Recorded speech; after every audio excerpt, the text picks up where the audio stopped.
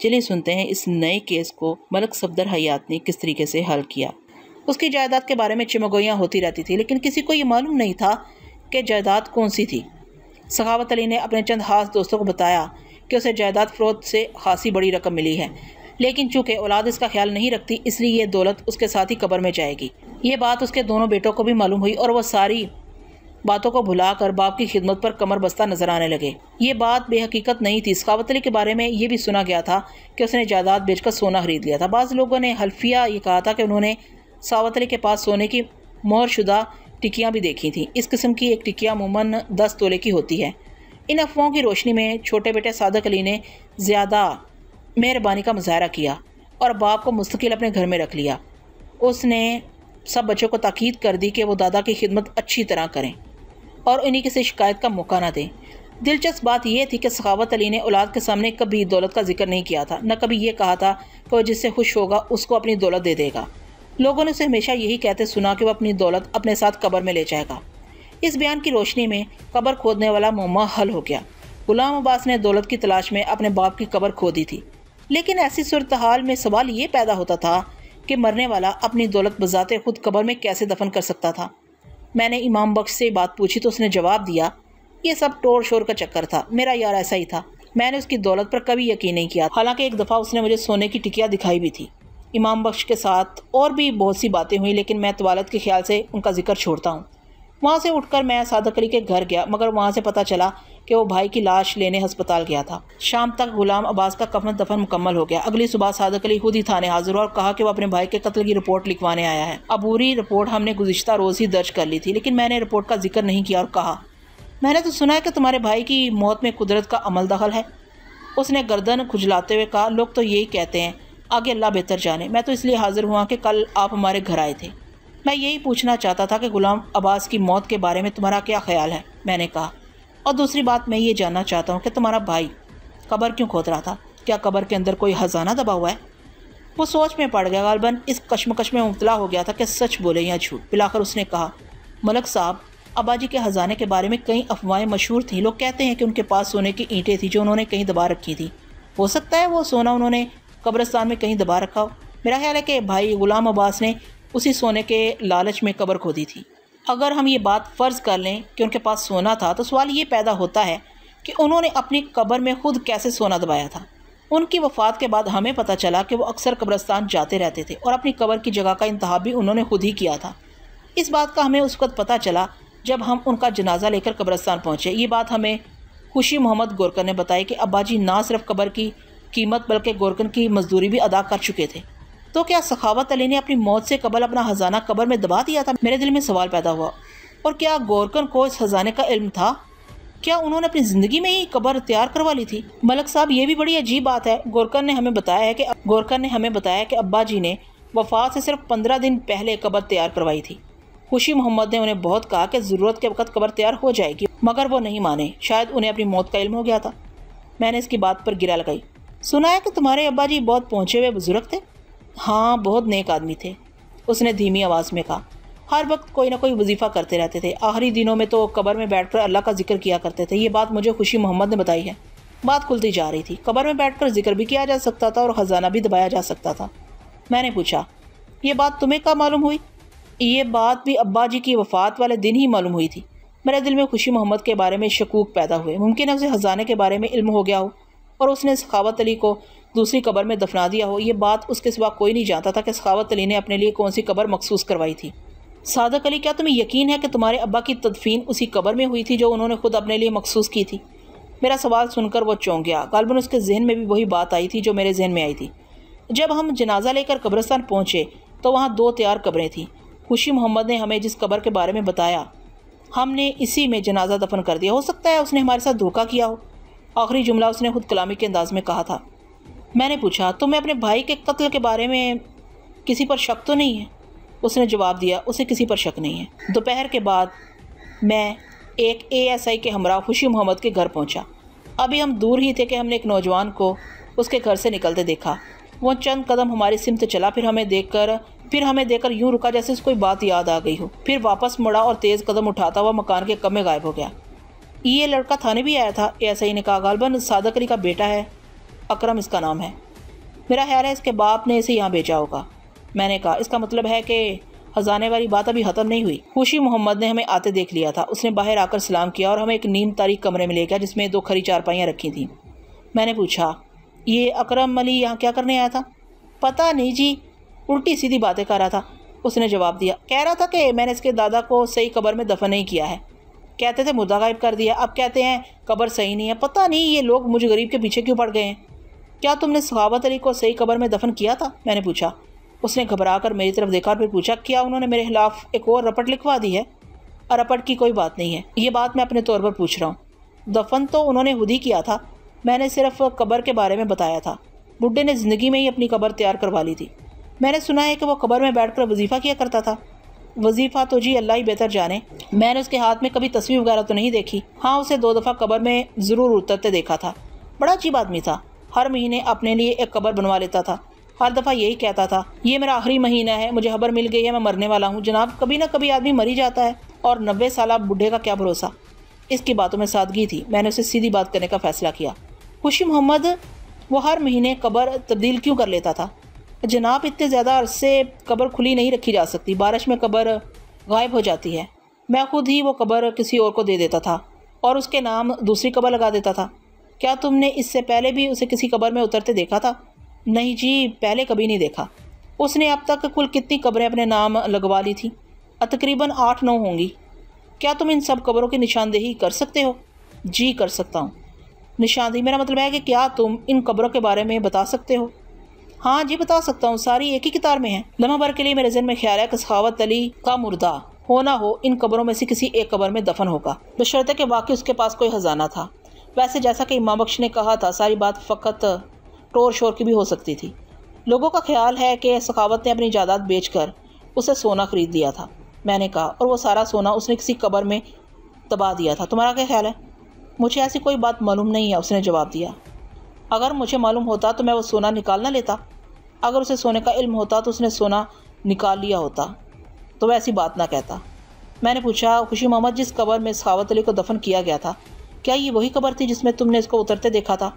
ہاں جی وہی قبر تھی، اس نے جواب دیا۔ جب لاش قبر میں دفن کر دی گئی تو ایک آدمی قبر میں اتر آیا اور اس نے کہا کہ وہ مرنے والے کی وصیت کے مطابق ایک تعویذ میت میں رکھنا چاہتا ہے۔ اس وقت میں لہد کو بند کرنے لگا تھا، میں نے کہا رکھ دو۔ اس نے جیب سے وہ چیز نکالی اور کفن کا کنارہ ہٹا کر اسے میت پر رکھ دیا۔ وہ کیا چیز تھی؟ اس نے میری طرف پیٹ کر کے وہ چیز میت پر رکھی تھی، میں نہیں دیکھ سکا، شاید وہ بھی یہی چاہتا تھا کہ میں نہ دیکھوں۔ یہ بات اور کس کو معلوم ہے؟ پتہ نہیں، وہ آدمی تعویذ رکھنے کے بعد میری مدد کرنے لگ گیا، لوگ یہی سمجھے ہوں گے کہ وہ ثواب کی خاطر کام کر رہا ہے۔ میں نے غلام عباس کو یہ بات بتائی تھی، وہ پرسوں میرے پاس آیا تھا اور اپنے باپ کے بارے میں ایسے ہی سوالات کر رہا تھا جیسے آپ کر رہے ہیں۔ تم نے اور کس کو یہ بات بتائی ہے؟ اور کس کو بتانی تھی جی؟ او ہاں، ابھی اکرم کو بھی یہ سارا قصہ بتایا ہے۔ یا تو وہ بہت سیدھا آدمی تھا یا بہت زیادہ چلاک۔ کیا تم اس شخص کو جانتے ہو جس نے میت پر تعویذ رکھا تھا؟ نام نہیں جانتا، اگر سامنے آ جائے تو شکل سے پہچان لوں گا۔ ASI نے کہا اس آدمی کو تلاش کرنا مشکل نہیں ہوگا، کئی اور لوگوں نے بھی اسے قبر میں اترتے دیکھا تھا۔ ٹھیک ہے، میں نے کہا تم خوشی محمد کو ساتھ لے لو اور اسے تلاش کر کے تھانے میں لے آؤ۔ ASI نے کہا مجھے بھی ساتھ ساتھ چلنا چاہیے، اسے یقین تھا کہ مذکورہ شخص کو تلاش کرنے میں زیادہ وقت نہیں لگے گا، اگر وہ مل گیا تو کھڑے کھڑے بات ہو جائے گی۔ اس کا اندازہ صحیح ثابت ہوا، جنازے میں شریک چند لوگوں سے بات کرنے پر اس کا نام اور پتہ معلوم ہو گیا۔ 20 منٹ کے بعد ہم اس کا دروازہ کھٹکھٹا رہے تھے۔ اس کا نام شفیق الرحمان تھا اور وہ اسکول ٹیچر تھا۔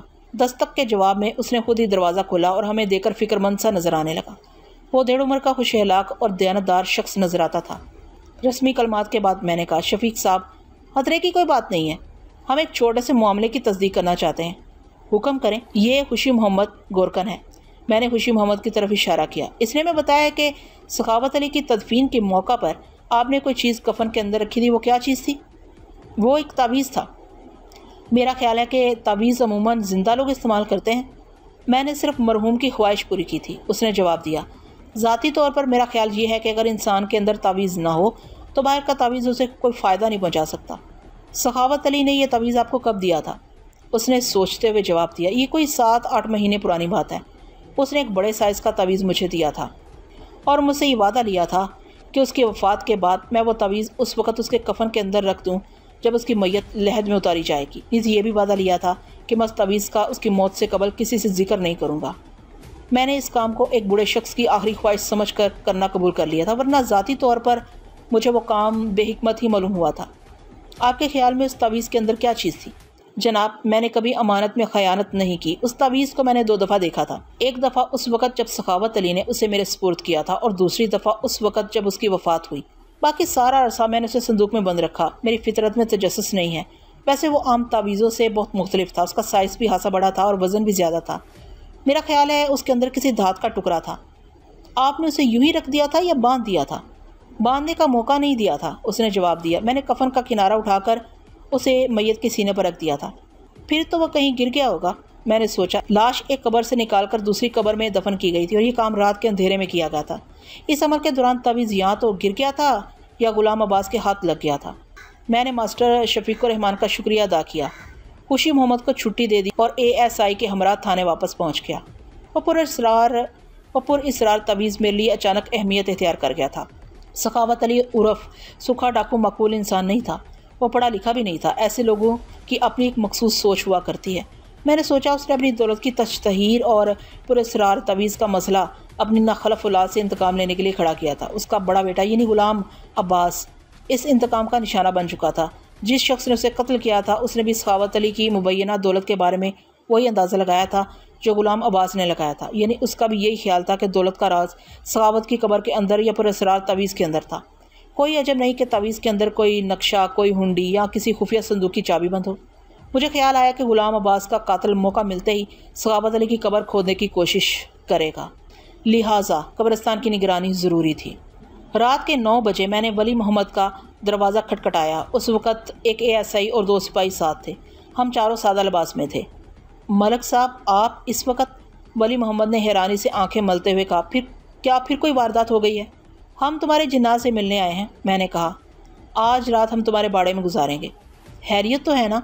خیریت تو صبح ہی معلوم ہوگی۔ میں نے کہا تم ایسا کرو کہ باڑے کے کمرے کے لیے چارپائیوں اور بستروں کا انتظام کر دو، لیکن سارا کام خاموشی سے ہونا چاہیے، آس پاس خبر نہ ہو۔ اس نے سپاہیوں کو ساتھ لیا اور چند منٹوں میں باڑے کے کمرے کی صفائی کر کے وہاں چارپائیاں بچھا دیں اور کھانے پینے کا سامان بھی رکھ دیا، اور کھانے پینے کے بارے میں پوچھا۔ ہم گھر سے کھا پی کر آئے ہیں، میں نے جواب دیا۔ اگر کسی چیز کی ضرورت ہوئی تو مانگ لیں گے، اور اب تم جا کر آرام کرو۔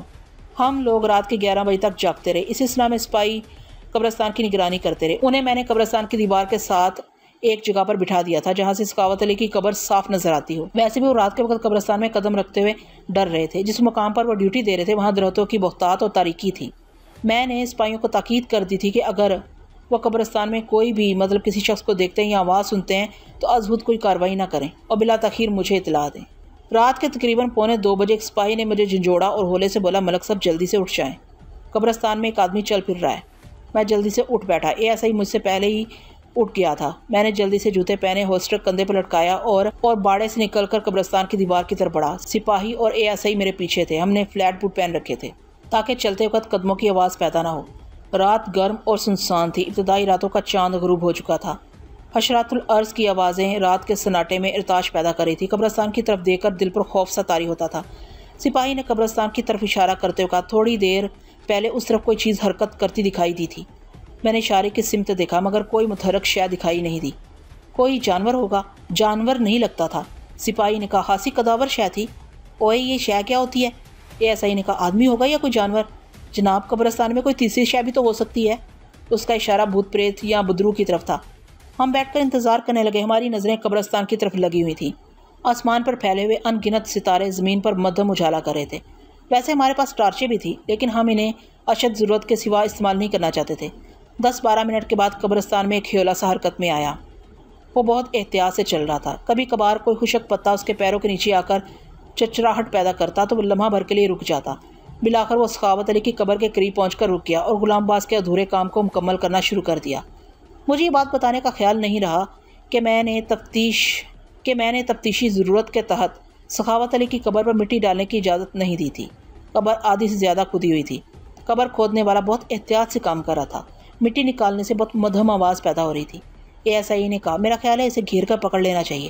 ابھی نہیں، میں نے کہا، اسے اپنا کام مکمل کر لینے دو۔ ASI نے قدرے تلخی سے کہا، کہ آپ اسے لاش کی بے حرمتی کرنے کی اجازت دے رہے ہیں؟ یہ بات مجھے بھی پسند نہیں تھی۔ لمحہ بھر کے لیے میرا ارادہ تبدیل بھی ہوا۔ میں نے سوچا قبل اس کے کہ وہ لاش کو قبر سے نکالے ہمیں اسے گرفتار کر لینا چاہیے، لیکن میں نے اپنے ارادے کو عملی جامہ نہیں پہنایا۔ دراصل میں معاملے کی تہہ تک پہنچنا چاہتا تھا۔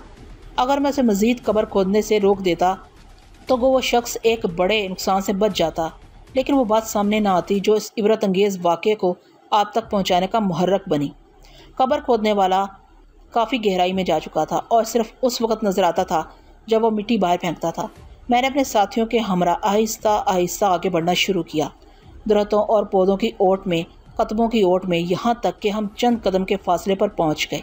میں نے اپنے ساتھیوں سے کہہ دیا تھا کہ وہ میرے حکم کے بغیر کوئی حرکت نہ کریں۔ کچھ دیر کے بعد قبر کھودنے والے نے اپنا کام موقوف کر دیا اور قبر کے اندر غائب ہو گیا۔ غالباً اب وہ اس چیز کی تلاش میں تھا جس کے لیے اس نے ساری محنت کی تھی۔ میرا ارادہ یہ تھا کہ جب وہ قبر سے باہر نکلے گا تو میں اسے گرفتار کر لوں گا۔ قبر کے اندر مدھم روشنی نظر آئی، شاید کوئی چھوٹی ٹارچ تھی۔ میں یہ سوچ ہی رہا تھا کہ قبر کے اندر سے ایک دلدوز چیخ سنائی دی، وہ آواز جو پورے قبرستان میں گونجتی چلی گئی۔ اس میں ایسی دہشت اور ایسی شدت تھی کہ ہمارے رونگٹے کھڑے ہو گئے۔ چند لمحوں کے لیے ہم اپنی جگہوں پر ساکت ہو گئے۔ قبر کھودنے والا قبر سے باہر نکلا اور چیخیں مارتا ہوا ایک طرف بھاگا۔ اسے کچھ ہوش نہیں تھا اس کے راستے میں کیا چیز آ رہی ہے۔ وہ قبروں، جھاڑیوں اور اونچی نیچی جگہوں کو پھلانگتا چلا جا رہا تھا۔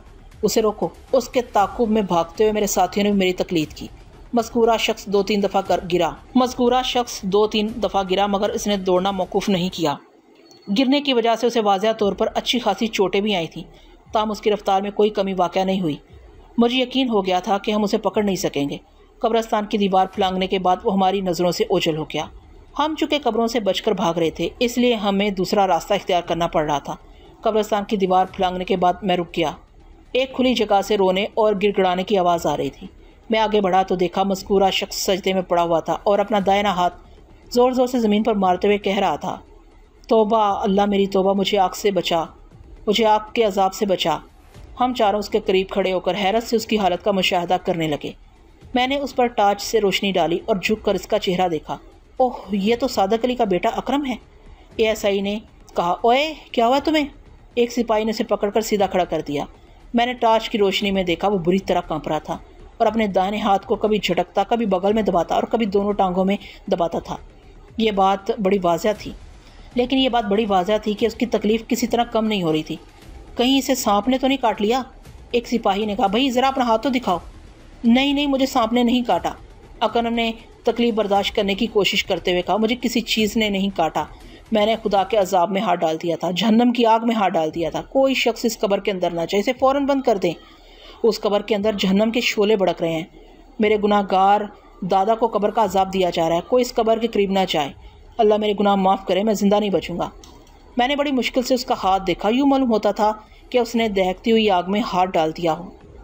صورتحال انتہائی پراسرار تھی۔ میں نے اسے قبر کے پاس لے جانا چاہا مگر وہ قبرستان میں قدم رکھنے پر تیار نہیں تھا۔ بولا، مجھے ختم کر دو، جان سے مار ڈالو، مگر میں اس قبر کے پاس نہیں جاؤں گا۔ پھر ASI نے کہا، کچھ بتاؤ تو صحیح، وہاں ہے کیا؟ اس کی باتوں نے ہمیں بھی خوفزدہ کر دیا تھا۔ میں نے اسے ایک سپاہی کے پاس چھوڑا اور باقی دو آدمیوں کے ہمراہ دوبارہ قبرستان میں داخل ہوا۔ رات کے اس سناٹے میں سخاوت علی کی قبر کے قریب جاتے ہوئے خوف محسوس ہوتا تھا۔ ہم قبر کے کنارے پر ٹھہر گئے اور ٹارچ سے اندر روشنی ڈالی۔ جو کچھ ہمیں نظر آیا وہ ہمارے رونگٹے کھڑے کر دینے کے لیے بہت کافی تھا۔ لحد میں پڑی ہوئی لاش صاف نظر آ رہی تھی۔ سینے والی جگہ کے پاس ایک کفن ہٹا ہوا تھا اور عین دل کے مقام پر سونے کی دہکتی ہوئی ٹکیا چپکی ہوئی تھی۔ ASI گھبرا کر پیچھے ہو گیا۔ استغفر اللہ، اس نے کہا، یہ ہم کیا دیکھ رہے ہیں، یہ کیا چیز ہے؟ میں بھی پیچھے ہو گیا۔ لاش سے چپکے ہوئے سونے کے اس ٹکڑے کو دیکھ کر دل پر عجیب سی ہیبت طاری ہوتی تھی۔ میرا خیال ہے کہ یہ وہ تعویذ ہے جو ماسٹر شفیق الرحمان نے لاش پر رکھا تھا، لیکن تعویذ تو کسی کپڑے وغیرہ میں بند ہوتا ہے۔ تعویذ کا کپڑا بھی ادھڑا پڑا ہے، سپاہی نے کہا۔ آپ نے شاید غور نہیں کیا، کپڑے کی ایک چھوٹی سی تھیلی لاش کے پہلو میں پڑی ہوئی ہے۔ میں نے آگے بڑھ کر ایک بار پھر قبر میں ٹارچ کی روشنی ڈالی تو واقعی وہ تھیلی قبر میں موجود تھی۔ یہی وہ دولت ہے جس کی سخاوت علی نے مشہوری کر رکھی تھی، میں نے کہا۔ اس کی کل دولت یہی سونے کا ٹکڑا تھی جس کے بارے میں وہ کہتا رہتا تھا کہ وہ اس کے ساتھ قبر میں جائے گی۔ ASI نے کہا، سونے کے ٹکڑے کا تھیلی سے نکلنا اور پگھل کر لاش سے چپک جانا سمجھ میں نہیں آیا، شاید قبر کی گرمی کی وجہ سے ریئیکشن ہوا ہے۔ اس وقت میں نے کچھ ایسا ہی اندازہ لگایا تھا، لیکن اس بات کی تجزیہ بہت عرصے کے بعد میری سمجھ میں آئی۔ ایک روز میں نے قرآن کریم میں پڑھا کہ جو لوگ سونا اور چاندی جمع کرتے ہیں اور خدا کی راہ میں خرچ نہیں کرتے، قیامت کے دن اس سونے چاندی کو آگ میں تپایا جائے گا اور اس سے ان کی پیشانیوں، پہلوؤں اور پیٹھوں کو داغا جائے گا اور کہا جائے گا کہ یہ وہ دولت ہے جسے تم اپنی جانوں کے لیے جمع کیا کرتے تھے۔ اس وقت ہم میں سے کوئی بھی قبر میں اترنے اور لاش کا کفن درست کرنے پر تیار نہیں ہوا۔ ہم نے فیصلہ کیا کہ وہ کام صبح کیا جائے گا۔ جب ہم سپاہی کے پاس پہنچے تو وہ بہت پریشان کھڑا تھا۔ میں نے اکرم کے بارے میں پوچھا تو اس نے ایک طرف اشارہ کیا۔ میں نے اشارے کی سمت دیکھا تو اکرم کو بے ڈھنگے انداز میں زمین پر پڑے ہوئے پایا۔ جناب میرا خیال ہے کہ یہ شخص ختم ہو چکا ہے، سپاہی نے کہا۔ مرنے سے پہلے اس نے اقبال جرم کر لیا تھا۔ مر گیا؟ میں نے حیرانی سے کہا۔ تھوڑی دیر پہلے تو یہ بالکل ٹھیک تھا، تم نے تو کچھ نہیں کیا؟ نہیں جناب، میں نے تو اسے ہاتھ بھی نہیں لگایا۔ میں نے قریب جا کر ٹارچ کی روشنی میں اس کا معائنہ کیا۔ وہ واقعی مر چکا تھا۔ مرنے سے پہلے اس نے سپاہی کے سامنے اپنے جرم کا اقرار کرتے ہوئے کہا تھا کہ اپنے تایا غلام عباس کو اسی نے قتل کیا تھا۔ غلام عباس کی طرح اسے بھی اپنے دادا کی دولت کی تلاش تھی۔ جب اسے معلوم ہوا کہ قبر میں کوئی پراسرار تعویذ دفن کیا گیا ہے تو وہ رات کی تاریکی میں قبرستان پہنچ گیا۔ وہاں اس کا تایا پہلے سے قبر کھودنے میں مصروف تھا۔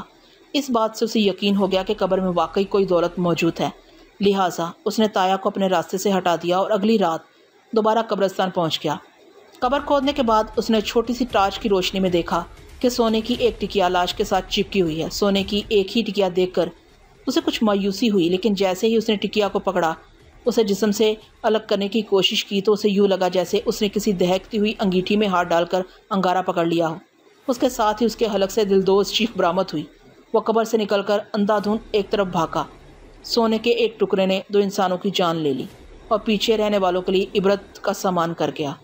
بعد میں معلوم ہوا کہ اس عبرت انگیز واقعے کے بعد بعض لوگوں نے اپنے فالتو زیور بیچ کر ان کی رقم غریبوں اور محتاجوں میں تقسیم کر دی تھی۔